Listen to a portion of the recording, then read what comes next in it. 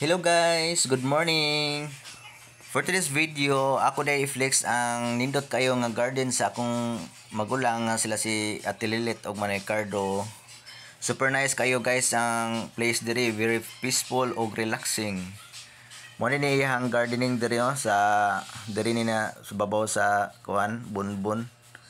Oh, very nice, super relaxing, very nice view. Makugihan mo gani ako mga magulang ko do. Tanan na diri mga buwak, mga utanon, vegetables ug unsa pa na diha tanan nga pwede nga mapangitaan og pangwarta. Mao na diha mga flower, mga gardens daghan kani siya mga DIY diri. Oh, mga okra. Oh, kompleto ni siya vegetables tanan.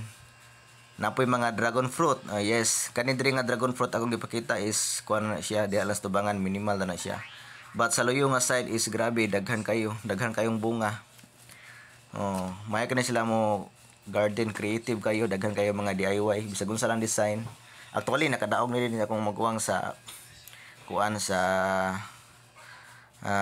panindotay og garden. Yes.